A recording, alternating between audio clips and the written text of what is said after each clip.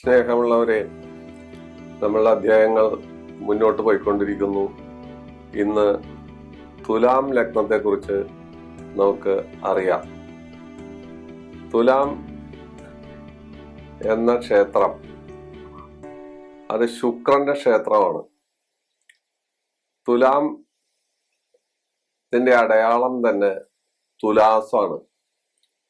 നീതിബോധം, സത്യസന്ധത, സുഖഭോഗ വസ്തുക്കളിൽ ആസക്തി, സ്വർണം, വെള്ളി മുതലായ വ്യാപാരങ്ങളുടെ പ്രയോക്താവ്, അതുപോലെ സ്ത്രീകളാണെങ്കിൽ പുരുഷപ്രിയകളും പുരുഷന്മാരാണെങ്കിൽ സ്ത്രീപ്രിയകളും, അത് അന്യ സ്ത്രീ പ്രസക്തിയാവാം, അന്യ പുരുഷ പ്രസക്തിയാവാം, ഇങ്ങനെ പലതും ആവാം.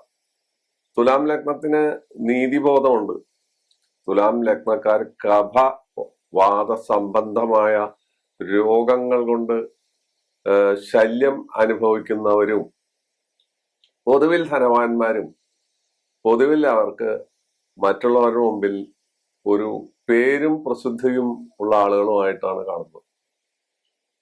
അവര് എല്ലാ കാര്യത്തിലും ഒരു മധ്യവർത്തി സ്വഭാവം അല്ലെങ്കിൽ മധ്യസ്ഥത വഹിക്കാൻ അപ്പുറത്തുമില്ല ഇപ്പുറത്തുമില്ല ഒരു ന്യൂട്രൽ ഗിയറിലായിരിക്കും ഇവർ എപ്പോഴും സഞ്ചരിച്ചുകൊണ്ടിരിക്കുന്നത്. ഏതെങ്കിലും ഒരു പക്ഷം പിടിച്ചോ അല്ലെങ്കിൽ ഏതെങ്കിലും ഒരു പക്ഷത്ത് ഉറച്ചു നിൽക്കുകയോ അവര് ചെയ്യാറില്ല. അവര് സാധാരണ നോട്ടത്തിൽ വളരെ മാന്യന്മാരാണ്, അല്ലെങ്കിൽ മാന്യ സ്ത്രീയാണ്, അവര് കുലമഹിമ ഉള്ള ആളാണ്, അവർക്ക് നീതിബോധമുണ്ട് എന്നെല്ലാം സാധാരണ ആളുകൾ പറയാറുണ്ട്. ഇത് തുലാം ലഗ്നം എന്ന് പറഞ്ഞിട്ടല്ല പറയുന്നത്.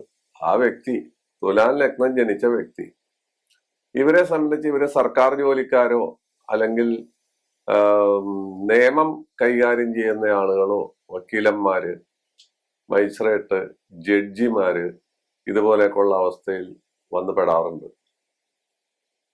അതേസമയം തന്നെ അവര് കലാകാരന്മാരോ കലാകാരികളോ, നൃത്തം, സംഗീതം, കല മുതലായ കാര്യങ്ങൾ, ശുക്രന്റെ കയ്യിൽ ഇതെല്ലാം ഉണ്ട്. ഒരു കാര്യം മാത്രമല്ല, ഒരുപാട് കാര്യങ്ങളുണ്ട്.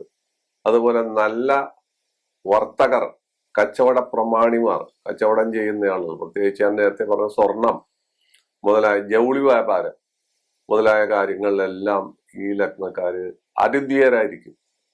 അവർക്ക് അതിലെല്ലാം വളരെ വാസനയും അതെങ്ങനെ കൊണ്ടുപോകണം, ഏത് രീതിയിൽ മറ്റുള്ളവർക്ക് ദോഷം വരാതെ അവർ സംസാരിച്ച് അവരുടെ കാര്യം കാണാൻ വളരെ മിടുക്കുള്ള ആളുകളായിരിക്കും. അവരുടെ അത്തരത്തിലുള്ള സ്വഭാവമാണ് അവരെ മുന്നോട്ട് സാധാരണഗതിയിൽ നയിക്കുന്നത് തന്നെ. ഇത്തരം ആളുകൾ നമ്മുടെ സമുദായ മധ്യത്തിൽ കണ്ടാൽ നമ്മൾ ഓർത്തോളാ, ഇയാള് അല്ലെങ്കിൽ ഇവള് അല്ലെങ്കിൽ ആ സ്ത്രീ ഇന്ന തരക്കാരിയായിരിക്കും, അത് ഇന്ന ലഗ്നം വെച്ചാൽ നമുക്ക് കൂടുതൽ അന്വേഷിക്കാനൊന്നും പറ്റില്ല. ഒരാള് ഇങ്ങനെയുണ്ട്, അയാളുടെ നക്ഷത്രം എന്താണ്, ലഗ്നം എന്താണ് എന്നൊന്നും ചോദിക്കാൻ പറ്റില്ല. അത് അയാൾക്ക് മാത്രം അറിയുന്നില്ല, ആ സ്ത്രീക്ക് മാത്രം അറിയാവുന്ന കാര്യമായിരിക്കും. അപ്പോ തുലാം ലഗ്നത്തിനെ സംബന്ധിച്ച് അതിന് ഒരു പ്രത്യേക ശുഭത്വമാണ് ഉള്ളത്. ആർക്കും അഹിതം കൂടാതെ ഒരു തുലാസിന്റെ രണ്ട് തട്ട് പോലെ അവർ പെരുമാറും എന്നൊക്കെ പറയാമെങ്കിലും ഗ്രഹസ്ഥിതിയും മറ്റു കാര്യങ്ങളും അനുസരിച്ച് സ്വഭാവ വ്യതിയാനവും വരാം. ഇതെല്ലാ എല്ലാ അധ്യായത്തിലും ഞാൻ പറയാറുണ്ട്. എല്ലാത്തിനും എക്സെപ്ഷണൽ കേസുകളുണ്ട്. എല്ലാത്തിലും നമുക്ക് ഒരു കൃത്യമായ നിയമം പറയാൻ പറ്റില്ല, വ്യത്യാസങ്ങൾ വരാം. അത് ഇതുകൊണ്ടാണ്. തുലാമാസത്തിലും മേടമാസത്തിലും സൂര്യൻ തുലാസിലിട്ട് തൂക്കിയാൽ പോലെ കൃത്യമായി 6 മണിക്ക് ഉദിക്കും എന്ന് പറയണതിൽ യാതൊരു അർത്ഥവും ഇപ്പൊ ഇല്ല. പണ്ടുണ്ടായിരുന്നു. പണ്ട് മേടത്തിലും തുലാത്തിലും ഉദയം അസ്തമയം കൃത്യമായിരിക്കും, പകലും രാവും തുല്യമായിരിക്കും. ഇപ്പൊ അങ്ങനെയല്ല. ഇപ്പോൾ ഉള്ള ഉദയം 6:10 അല്ലെങ്കിൽ 6:08 ഉദിക്കുന്നത്, അങ്ങനെ, അല്ലെങ്കിൽ 6:15 ഉദിക്കുന്നത്. 6 മണിക്കൊന്നും ഉദിക്കുന്നില്ല. അതുപോലെ അസ്തമിക്കുന്നതും അതുപോലെ തന്നെയാണ്. അത് നമ്മുടെ സൗരയൂഥത്തിന്റെ പ്രത്യേകതകൾ കൊണ്ടാണ്. അതിനെക്കുറിച്ച് ഇവിടെ ഗവേഷണം നടത്താൻ ഉദ്ദേശിക്കുന്നില്ല. പക്ഷെ നമ്മുടെ നാട്ടിൽ സാധാരണ പറയും, തുലാസിലിട്ട പോലെ എന്ന് പറയും. പക്ഷെ സ്വാഭാവികമായിട്ട് നമ്മൾ നോക്കുമ്പോൾ പകലും രാവും ഏകദേശം തുലാമാസത്തിൽ ഒരു തുല്യ നിലയിലാണെന്ന് തോന്നിയേക്കാം. പക്ഷെ എന്നാലും കാര്യം നോക്കുമ്പോൾ പഞ്ചാംഗത്തിൽ നമുക്ക് ഉദയാസ്തമയങ്ങൾക്ക് വ്യത്യാസങ്ങൾ വരുന്നതായി കാണുന്നുണ്ട്. തുലാത്തിനെ സംബന്ധിച്ച് കൂടുതലായി നമ്മൾ പറയുമ്പോൾ തുലാം മാസത്തിൽ ഒരുപാട് നല്ല കാര്യങ്ങൾ നടക്കുന്ന ഒരു മാസമാണ്. അത് മുഹൂർത്ത രാശിയാണ്. പല കാര്യങ്ങൾക്കും പല മുഹൂർത്തങ്ങൾക്കും തുലാമാസം ഉപയോഗിക്കാറുണ്ട്. കന്നി കഴിഞ്ഞ് തുലാം വരുമ്പോഴേക്കും മുഹൂർത്തങ്ങൾ വരാറുണ്ട്. അതനുസരിച്ചാണ് ആ രാശിയുടെ പോക്കും വരവും എല്ലാം അങ്ങനെയാണ്. അപ്പോ തുലാം ഒന്നാം ഭാവമായി ജനിക്കുന്ന വ്യക്തി എന്നുവെച്ചാൽ തുലാം ലഗ്നത്തിൽ ജനിക്കുന്ന വ്യക്തി ആവുന്നതും നേരത്തെ ഒരു 30 വയസ്സിന് മുമ്പ് തന്നെ പുരുഷനാണെങ്കിൽ വിവാഹിതനാവുകയും വിവാഹബന്ധം പൊതുവിൽ സാമാന്യം തൃപ്തികരമായി വരികയും അവരവരുടേതായ സ്വന്തം വീട്, വാഹനം മുതലായ കാര്യങ്ങളെല്ലാം ഉണ്ടാക്കുകയും ഒരു നിലപാടോടുകൂടി പെരുമാറുന്ന ആളുകളുമായിരിക്കും. അവരൊരിക്കലും അധികം താഴോട്ടോ അധികം മേലോട്ടോ പോകുകയല്ല. അവരൊരു സമതുലനാവസ്ഥയിൽ പോകും. സ്ത്രീകളാണെങ്കിലും അങ്ങനെ തന്നെ.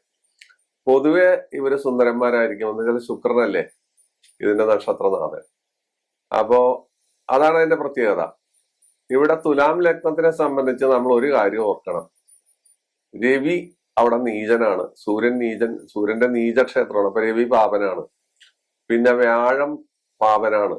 വ്യാഴം പാപനാവുന്നതിന് കാരണമുണ്ട്. 3-ാം ഭാവാധിപത്യം ഒക്കെ അവിടെ വരുന്നുണ്ട്. അപ്പൊ അതുകൊണ്ടും മറ്റു കാര്യങ്ങൾ കൊണ്ടുമാണ് പാപനാവുന്നത്. കുജൻ പാപനാണ്. 2-ാം ഭാവാധിപത്യം വരുന്നുണ്ട്. അപ്പൊ രവി, ഗുരു എന്ന് വെച്ചാൽ വ്യാഴം, അതുപോലെ കുജൻ, ഈ 3 ആളുകൾ, 3 ഗ്രഹങ്ങൾ തുലാം ലഗ്നത്തിന് പാപത്വം വരിക്കുന്നു.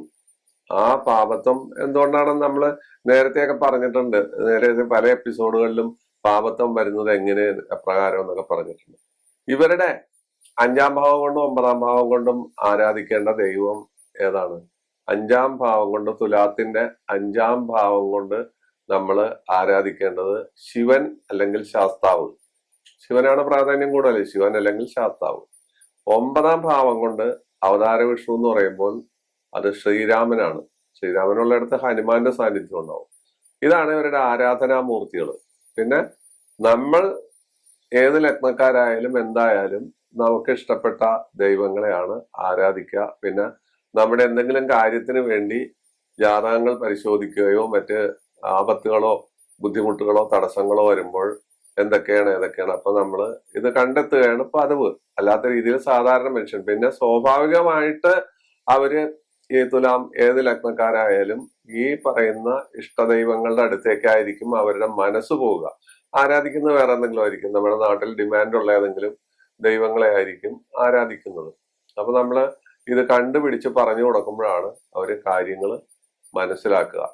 അപ്പൊ തുലാം ലഗ്നത്തിനെ കുറിച്ച് ഇത്രത്തോളം കാര്യങ്ങൾ, ഒരുപാട് കാര്യങ്ങൾ പറയാനുണ്ട്. ഇതൊരു കൊച്ചു അധ്യായമായതുകൊണ്ട് അധികം നീട്ടി പറയാനും പറ്റില്ല. അപ്പൊ ഇത്രയൊക്കെ കാര്യങ്ങള് പറഞ്ഞുകൊണ്ട്, ഇത്രയൊക്കെ കാര്യങ്ങൾ അറിഞ്ഞുകൊണ്ട് നമുക്ക് മുന്നോട്ട് പോകാം. അതിന്റെ 2-ാം ഭാവം വൃശ്ചികമാണ്. തുലാം ലഗ്നത്തിന്റെ 2-ാം ഭാവം, തുലാം കഴിഞ്ഞാൽ പിന്നെ വൃശ്ചികമാണ്.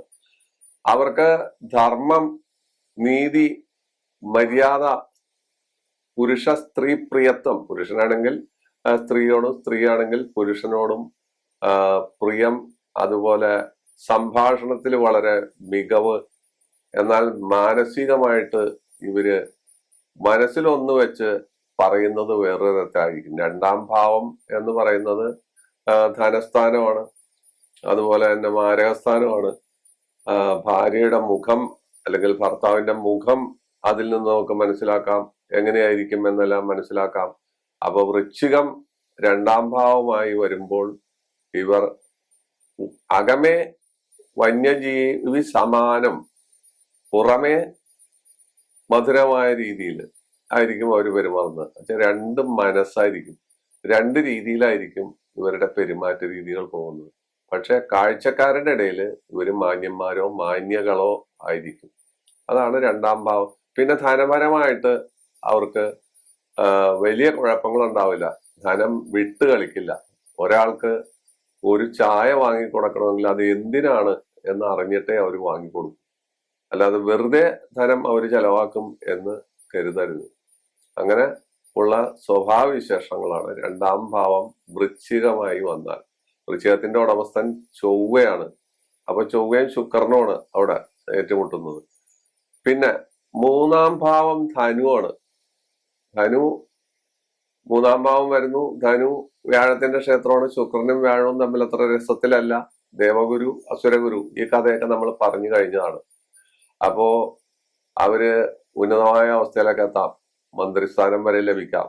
അതുപോലെ ശൂരത, നല്ല ജീവിത ശൈലി, സ്വാത്വിക സ്വഭാവം കാണിക്കുക പ്രവൃത്തിയിൽ ഉണ്ടാവില്ല. സ്വാത്വികരെന്ന് അവര് നടിക്കും, പക്ഷെ സ്വാത്വിക സ്വഭാവം ആയിരിക്കില്ല. അവര് പല തരത്തിലുള്ള സുഖഭോഗങ്ങളിൽ മുഴുകുകയും അന്യപുരുഷ പ്രസക്തിയും അന്യ സ്ത്രീ പ്രസക്തിയും അതിനോടനുബന്ധിച്ച ആരോപണ വിധേയരാവുകയും ചെയ്യുന്നത് കാണാറുണ്ട്. പക്ഷെ പൊതുവിൽ അവരെ സംബന്ധിച്ച് 100-ൽ 90% ആളുകളും സ്വാത്വികരും മാന്യന്മാരിൽ മാന്യരും വലിയ ഉദ്യോഗസ്ഥന്മാരും നല്ല ഹർമ്മ്യങ്ങൾ വയ്ക്കുന്നവരും വാഹന ലാഭമുള്ളവരും ഇതുപോലുള്ള ഒരുപാട് നല്ല കാര്യങ്ങൾ ചെയ്യുന്നതാണ്. അവരുടെ സഹോദരന്മാരോ സഹോദരികളോ അവർക്ക് സഹായികളായി വരും. അവര് ഇവരുടെ ഏത് ആപൽ സമയത്തും സഹായത്തിനെത്തുന്നു എന്നുള്ള ഒരു പ്രത്യേകതയും. മൂന്നാം ഭാവം എന്ന് പറയുന്നത് സഹോദര സ്ഥാനമാണ്. അത് വ്യാഴമാണ് അതിനെ നിയന്ത്രിക്കുന്നത്. ആ വ്യാഴം എവിടെ നിൽക്കുന്നു എന്ന അടിസ്ഥാനത്തിലായിരിക്കും കാര്യങ്ങൾ പോകുന്നത്. ഇതൊരു ജനറലായ കാര്യമാണ് ഈ പറയുന്നത്. മാറ്റങ്ങളൊക്കെ വരാം. അത് പറഞ്ഞുകൊണ്ട് എന്റെ മൂന്നാം ഭാവം ഇന്നതാണ്, അതുകൊണ്ട് എനിക്കിതൊന്നും കിട്ടിയില്ല എന്നൊന്നും മറ്റേ പറഞ്ഞ് കളയരുത്. നാലാം ഭാവം മകരമാണ്. അത് ശനിയുടെ ക്ഷേത്രമാണ്. നാലാം ഭാവം മകരം വരുമ്പോൾ അയാൾ സുഖജീവിതം നയിക്കാൻ ആഗ്രഹിക്കും. ജലയാത്രകൾ ചെയ്യുക, വിദേശയാത്രകൾ ചെയ്യുക, അലസത, മടി മുതലായ കാര്യങ്ങൾ ഉണ്ടാകുക. വസ്ത്രധാരണത്തിൽ വലിയ താല്പര്യമൊന്നും ഉണ്ടാവില്ല. അതുപോലെ തന്നെക്കാൾ പ്രായം കൂടിയ സ്ത്രീകളായിട്ടോ അല്ലെങ്കിൽ പുരുഷന്മാരായിട്ടോ ബന്ധം വയ്ക്കാൻ നോക്കുക. വീട് പണിയും. ആ വീടിന് പൗരാണികമായ സ്വഭാവവിശേഷങ്ങൾ അവർ കൊണ്ടുവരും. വാർക്ക വിപ്ലവം നടക്കുന്ന നാട്ടിൽ അവർ വീട് പണിതാൽ ആ വീട്ടിൽ എപ്പോഴും ഉടൻ പാനലുകളോ അല്ലെങ്കിൽ മരം കൊണ്ടുള്ള കൊത്തുപണികളോ അല്ലെങ്കിൽ മരം കൊണ്ടുള്ള പല ശില്പവിദ്യകളോ ഒക്കെ ചെയ്യാനായിട്ട് അവർ താല്പര്യപ്പെടും. അവരുടെ വാഹനം സാമാന്യ രീതിയിൽ നല്ല വാഹനമാണെങ്കിലും പലപ്പോഴും വാഹനം അവരെ ദുഃഖിപ്പിക്കും. വാഹനം കൊണ്ട് അവർക്ക് പലതരത്തിലുള്ള വിഷമതകള് അനുഭവിക്കേണ്ടതായി വന്നുകൂടാറുണ്ട്. ഒന്നുകിൽ പണി മുടക്കുക, അല്ലെങ്കിൽ അതിന് കേടുവരിക, അല്ലെങ്കിൽ അതിനുവേണ്ടി പണം മുടക്കേണ്ട അവസ്ഥ വരിക മുതലായ കാര്യങ്ങളെല്ലാം ഈ നാലാം ഭാവം, തുലാം ലഗ്നത്തിന്റെ നാലാം ഭാവം ശനിയുടെ ക്ഷേത്രമാണ്. അഞ്ചാം ഭാവം എന്ന് പറയുന്ന ഒരു പരിധി വരെ നാലാം ഭാവത്തിനും അഞ്ചാം ഭാവത്തിനും മനസ്സിന്റെ ആധിപത്യമുണ്ട്. അപ്പോ അഞ്ചാം ഭാവം കുംഭം രാശിയാണ്. അത് കുംഭം രാശിക്കാരാണെങ്കിൽ അഞ്ചാം ഭാവം ശനിയുടെ ക്ഷേത്രമാണ്. അവർക്ക് സ്ഥിര ജോലി, സ്ഥിര സ്വഭാവം, സമ്പാദ്യശീലം, കുറിക്കമ്പനി നടത്തുക, അതുപോലെ പണം കുന്നുകൂട്ടുക, മറ്റുള്ളവരുടെ പണം എങ്ങനെയെങ്കിലും തന്റെ കയ്യിലേക്ക് വന്നോട്ടെ എന്നുള്ള രീതിയിൽ പെരുമാറുക. അവരുടെ സന്താനങ്ങൾക്ക് പലപ്പോഴും പല ശൂന്യതകളും വന്നുപെടുക. സന്താനങ്ങൾ പല വഴിയെ നമ്മളുടെ ഇഷ്ടത്തിനല്ലാത്ത രീതിയിൽ അവർ ചലിക്കുക മുതലായ കാര്യങ്ങളുണ്ട്. എന്നാൽ സന്താനങ്ങൾ വിദ്യ കൊണ്ടും യോഗ്യത കൊണ്ടും പ്രഗത്ഭന്മാരായി തീരും. അവർ തന്റെ മാതാപിതാക്കളോടോ മറ്റുള്ളവരോടോ വലിയ താല്പര്യമോ അല്ലെങ്കിൽ ഒരു കേഴ്സിയോ, ഇത് ഒരു ഉപകാരസ്മരണ എന്നുള്ള അവസ്ഥ കാണിക്കാൻ തയ്യാറാവാറില്ല. അത് കുംഭലഗ്നത്തിന്റെ തുലാൻ ലഗ്നത്തിന്റെ അഞ്ചാം ഭാവം കുംഭമായി വരുമ്പോഴുള്ള അനുഭവമാണ്. അനുഭവത്തിന് മാറ്റം വരാമെന്ന് ഞാൻ എപ്പോഴും പറയും. കാരണം ഓരോരോ ജനന സമയത്തിന്റെ പ്രത്യേകത കൊണ്ടും യോഗബലം കൊണ്ടും ദശകളുടെ പ്രത്യേകതകൾ കൊണ്ടും മാറ്റം വരാം. അതുകൊണ്ട് പരിപൂർണമായി ഈ പറയുന്ന കാര്യങ്ങളെ ഡിപ്പെൻഡ് ചെയ്യരുത്. ഇതൊരു ജനറൽ അപ്രോച്ചാണ്. അപ്പൊ ജനറൽ അപ്രോച്ചില് നമുക്ക് അല്പസ്വല്പമൊക്കെ അങ്ങോട്ടും ഇങ്ങോട്ടും ഒക്കെ ഉള്ള വ്യത്യാസം വരും. അതാണ് ഈ ശാസ്ത്രത്തിന്റെ പ്രത്യേകത. ഇനി 6-ാം ഭാവം മീനമല്ലേ, അത് വ്യാഴത്തിന്റെ ക്ഷേത്രമല്ലേ. അവര് അന്യജനങ്ങളുടെ പ്രീതി പിടിച്ചു പറ്റുക, ജനസേവനം ചെയ്യുക, ക്ഷേത്രഭരണത്തിന്റെ ആളാവുക. എന്നാൽ ധനസമ്പാദനം ഇതിന്റെ ഒരു വശമായി അവര് ഒരു മാർഗമായി എടുക്കുക. അവരുടെ സുഖത്തിന് വേണ്ടി അവർ ധാരാളം പണം വ്യയം ചെയ്യുക. എന്നാൽ ധനവാനായിരിക്കുക, സന്താനങ്ങളെ കൊണ്ട് നല്ല അനുഭവങ്ങൾ ഉണ്ടാകുക, വാഹനങ്ങൾ ഉണ്ടാകുക, വീടുണ്ടാവുക, അതുപോലെ എല്ലാ സ്ഥലവും വൃത്തിയായി സൂക്ഷിക്കാൻ അവര് ശ്രമിക്കുക മുതലായ കാര്യങ്ങള് 6-ാം ഭാവം മീനമായി വരുമ്പോൾ നമുക്ക് പറയാവുന്നതാണ്. ഇനി 7-ാം ഭാവം, തുലാത്തിന്റെ 7-ാം ഭാവം ആരാണ്? മേടമാണ്. അത് ചൊവ്വയുടെ ക്ഷേത്രമാണ്.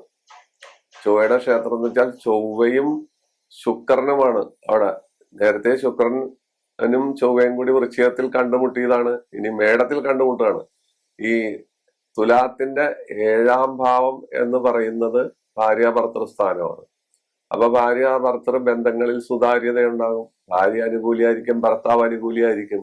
പക്ഷെ ചപലത, അവരുടെ പ്രവൃത്തികളിൽ വ്യവസ്ഥയും വെള്ളിയാഴ്ചയും ഇല്ലാത്ത പെരുമാറ്റങ്ങൾ, അതുപോലെ പാപത്വം, പാപകർമ്മങ്ങളിൽ ഏർപ്പെടുക, പ്രകൃതിക്ക് നിരക്കാത്ത രീതിയിലുള്ള പെരുമാറ്റങ്ങൾ പെരുമാറുക, കുടുംബത്തിൽ കലഹം ഉണ്ടാകുക, സംസാരത്തിന് രൂക്ഷത കൂടുക. ഭാര്യാഭർത്തൃ ബന്ധത്തിലാണെങ്കിൽ പോലും ആ ഒരു ഒരു ഒരു സ്നേഹമയി അല്ലെങ്കിൽ സ്നേഹമയൻ എന്നുള്ള അവസ്ഥ പുറമേ കാണിക്കാമെന്നുള്ള അകമേ ഉണ്ടാകില്ല. ഇങ്ങനെയുള്ള കാര്യങ്ങൾ മേടം 7-ാം ഭാവമായി വരുന്ന തുലാം ലഗ്നക്കാർക്ക് വന്നേക്കാം, അനുഭവിച്ചേക്കാം. 8-ാം ഭാവം ആയുർസ്ഥാനമാണ്, മറ്റു പലതാണ്, ആരോഗ്യം, മറ്റു കാര്യങ്ങളെ കുറിച്ചൊക്കെ നമുക്ക് പറയാവുന്നതാണ്. രോഗം, അത് 8-ാം ഭാവം എന്ന് പറയുന്നത് ശുക്രന്റെ ക്ഷേത്രമാണ്. ശുക്രന്റെ ക്ഷേത്രമാണ് തുലാം. അപ്പോ ആ ശുക്രന്റെ ക്ഷേത്രം തന്നെയാണ് ഇതിന്റെ 8-ാം ഭാവം. പക്ഷേ അവിടെ ശുക്രൻ ഡയബറ്റിസ്, ബ്ലഡ് പ്രഷർ മുതലായ രോഗങ്ങൾ, അമിതമായ ആസക്തികൾ, പല രീതിയിലുള്ള ആസക്തികൾ, മദ്യം, അതുപോലെ മദിരാക്ഷി, അല്ലെങ്കിൽ അതുപോലെ ഉള്ള ഒരുപാട് കാര്യങ്ങൾ അഷ്ടമം ശുക്രന്റെ ക്ഷേത്രമായി വരുമ്പോൾ തുലാം ലഗ്നത്തിന് സംഭവിക്കാറുണ്ട്. അവർ ജനമധ്യത്തിൽ ഉയർന്നു വരികയും പിന്നീട് ചീത്തപ്പേരുകൾ കേൾക്കുകയും അതിൽ നിന്ന് അവർ പിന്തിരിയേണ്ടി വരികയും പിന്നെ വീണ്ടും ശ്രമിച്ച് തൽസ്ഥാനത്തേക്ക് വരികയും ചെയ്യുന്ന അവസ്ഥ കാണാറുണ്ട്.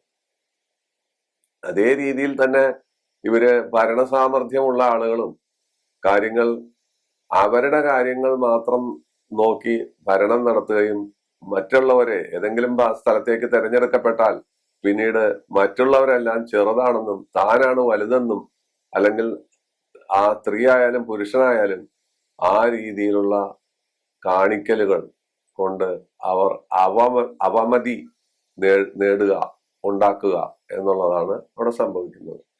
9-ാം ഭാവത്തെ കുറിച്ച് പറയുമ്പോൾ അത് പൂർവ്വജന്മ സുഹൃതം, ഭാഗ്യം, മറ്റൊരുപാട് കാര്യങ്ങളെ കുറിച്ചൊക്കെ നമുക്ക് പറയാം.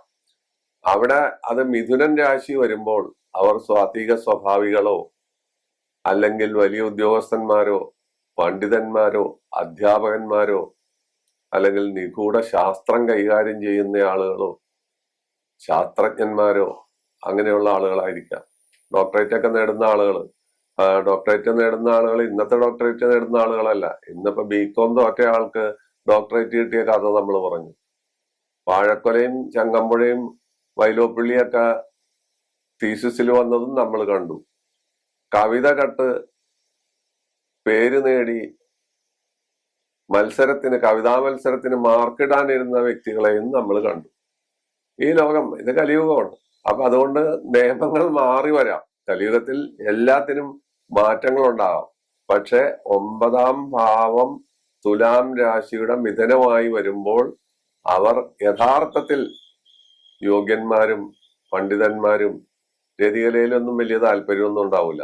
അവർക്ക് അവരുടെ അന്വേഷണ ബുദ്ധി, കുശാഗ്ര ബുദ്ധി, അത് ശാസ്ത്രജ്ഞന്മാര് ഇങ്ങനെയുള്ള ഒരു രീതിയിലായിരിക്കും. നമ്മള് അബ്ദുൽ കലാം ആസാദിനെയൊക്കെ പോലെ ആ ചെയ്യുന്ന കാര്യങ്ങളിൽ മാത്രം അർപ്പണബുദ്ധിയോടുകൂടി പോയി വിവാഹം പോലും മറന്ന് നടക്കുന്ന ഒരുപാട് വ്യക്തികൾ ഈ രീതിയിൽ കാണാൻ സാധിക്കാറുണ്ട്. തുലാം രാശിയുടെ കർമ്മഭാവം എന്ന് വെച്ചാൽ 10ാം ഭാവം കർക്കടകമാണ്. അവര് ജലസംബന്ധമായ ജോലികൾ ചെയ്യുന്നു.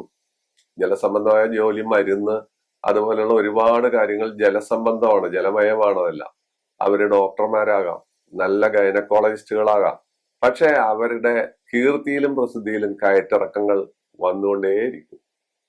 അവര് ഒരു കാലത്ത് വളരെ പ്രസിദ്ധിയിൽ നിൽക്കും, പിന്നെ ഇവരെ കുറിച്ച് കേൾക്കില്ല.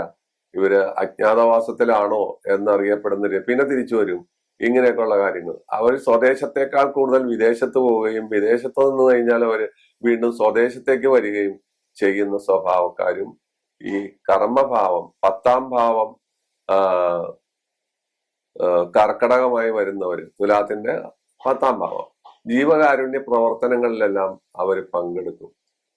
സാധുജന സേവ അല്ലെങ്കിൽ രോഗദുരിതം അനുഭവിക്കുന്നവരെ സഹായിക്കുക മുതലായ കാര്യങ്ങളെല്ലാം അവർക്ക് പ്രിയപ്പെട്ട കാര്യങ്ങളായിരിക്കും. അതാണ് ആ 10ാം ഭാവം മിഥുനമായി തുലാം ലഗ്നത്തിന്റെ വന്നാലുള്ള ഗുണം. ഗുണവും ദോഷമുണ്ട്. ഗുണദോഷം മിശ്രമാണ് ജീവിതം തന്നെ. 11ാം ഭാവം ലാഭസ്ഥാനമാണ്. അത് ചിങ്ങമാണ്. തുലാത്തിന്റെ 11 ചിങ്ങമാണ്.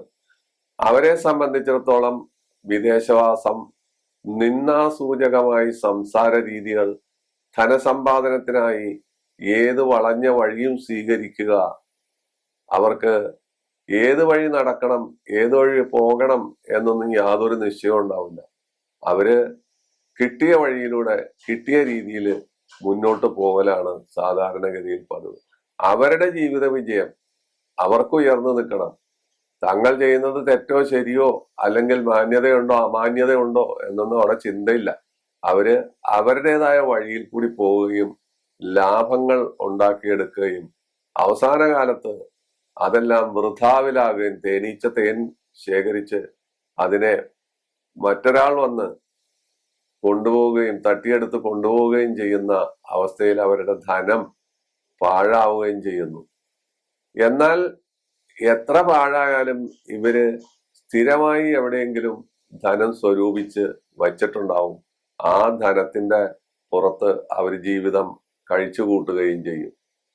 പിന്നെ കന്നിയാണ് ഇവരുടെ തുലാത്തിന്റെ 12ാം ഭാവം. 12ാം ഭാവം എന്ന് വെച്ചാൽ വ്യയസ്ഥാനം. നമ്മൾ എന്തെല്ലാം ജീവിതത്തിൽ ഉണ്ടാക്കി വെച്ചാലും അതെല്ലാം വ്യയം എന്ന് പറയുന്ന അവസ്ഥ വരുമ്പോൾ ചെലവായി പോകുന്നു, അല്ലെങ്കിൽ തിന്നു തീർന്നു പോകുന്നു എന്നൊരവസ്ഥ വരും. അപ്പോ ഈ 12ാം ഭാവം കന്നിയായി വരുമ്പോൾ അത് ബുധന്റെ ക്ഷേത്രമാണ്. ഇവർക്ക് മദ്യം, ധനം, അതുപോലെ വേണ്ടാത്ത ഒരുപാട് കാര്യങ്ങളിൽ ആസക്തി ഉണ്ടാകുകയും ആ രീതിയിൽ ധനം നഷ്ടപ്പെടുകയും, പുരുഷനാണെങ്കിൽ സ്ത്രീ വിഷയം, സ്ത്രീ ആണെങ്കിൽ പുരുഷ വിഷയം മുതലായ കാര്യങ്ങളിൽ ഏർപ്പെട്ട് അപവാദങ്ങൾ വരിക, കേസ് വഴക്കുകൾ വരിക, അതിലെല്ലാം ധനവ്യയം വരിക മുതലായ കാര്യങ്ങളും സംഭവിക്കാറുണ്ട്. ഇതാണ് തുലാം ലഗ്നത്തിന്റെ 1 മുതൽ 12 വരെ ഭാവങ്ങളിൽ ഓരോ ഭാവങ്ങളും നമ്മൾ സ്പർശിക്കുമ്പോൾ ഉണ്ടാകുന്ന സാമാന്യ ഫലം. പ്രത്യേകം ഓർക്കണം, അത് കൃത്യമായ ഫലത്തെക്കാൾ സാമാന്യ ഫലമാണെന്ന് പറയുന്നതിന് കാരണം, നേരത്തെ ഞാൻ എപ്പോഴും പറയുന്നുണ്ട്, ഇതിൽ ഗ്രഹങ്ങളുടെ നിൽപ്പ്, ഗ്രഹങ്ങളുടെ നീചം, ശത്രുസ്ഥാനം, വ്യാഴത്തിന്റെ ദൃഷ്ടി, അതുപോലെ നീചാവസ്ഥ, നീചഭംഗാവസ്ഥ മുതലായ കാര്യങ്ങൾ കൂടി പരിഗണിച്ചു വരുമ്പോൾ ഫലത്തിന് വ്യതിയാനം വരാം. അതുകൊണ്ടാണ് ഈ പറയുന്ന കാര്യങ്ങൾ മുഴുവൻ ഫലിക്കുന്നില്ല, ചിലതെല്ലാം ഫലിക്കുന്നു എന്നെല്ലാം പറയുന്നത്. ഇതാണ് ഇതിന്റെ പ്രത്യേകതയും. പക്ഷെ നമ്മളിത് അറിഞ്ഞിരിക്കണം, നമ്മൾ ഈ ലഗ്നത്തെ മനസ്സിലാക്കണം. പൊതുവിൽ തുലാം ലഗ്നം മാന്യതയുള്ളവരും മര്യാദയുള്ളവരും അന്തസ്സുള്ളവരും സ്ഥാനബലമുള്ളവരും വലിയ വലിയ അവസ്ഥയിലെത്തുന്ന സ്വഭാവമുള്ളവരും ആയിരിക്കും എന്ന ഒരു നിഗമനത്തിൽ നമുക്കെത്താം. പക്ഷെ ഒരു വ്യക്തിയിൽ അനേക സ്വഭാവങ്ങളുണ്ട്. മനുഷ്യൻ ദശാവതാരം എടുക്കും എന്ന് പറയുന്ന രീതിയിൽ അനേകം സ്വഭാവവിശേഷങ്ങൾ ഈ ലഗ്നത്തിനുണ്ട്. അത് പല സ്ഥലത്ത് ഈ 12 ഭാവങ്ങളിൽ കൂടി സ്ഫുരിക്കുന്നതായി നമ്മൾ മനസ്സിലാക്കണം. അല്ലാതെ ഒരു കാര്യം മാത്രം എടുത്ത് അതിനെ മാത്രം ഹൈലൈറ്റ് ചെയ്ത് നമ്മൾ പറയരുത്. ഒരു വ്യക്തിയുടെ ശരീരഘടന പോലെ അനേകം അവയവങ്ങളാണ് നമ്മളെ മുന്നോട്ട് കൊണ്ടുപോകുന്നത് എന്ന പോലെ തന്നെയാണ് ഈ 12 ഭാവങ്ങളിൽ ഓരോരോ ഗ്രഹങ്ങൾ നിന്നാലും ആ 12 ഭാവങ്ങളുടെ ഫലം ഇതാണെന്ന് മനസ്സിലാക്കിയിട്ട് വേണം ഈ എപ്പിസോഡുകൾ കാണാനും മനസ്സിലാക്കാനും. ഇത്രയും പറഞ്ഞുകൊണ്ട് ഈ അധ്യായം ഇവിടെ അവസാനിപ്പിക്കുന്നു. എല്ലാ ഞായറാഴ്ചകളിലും ബുധനാഴ്ചകളിലും നമുക്ക് കണ്ടുമുട്ടാം, സംസാരിക്കാം, ഇതുപോലുള്ള സംശയങ്ങൾ ദൂരീകരിക്കാം. അപ്പോ വീണ്ടും കാണാം. നന്ദി, നമസ്കാരം.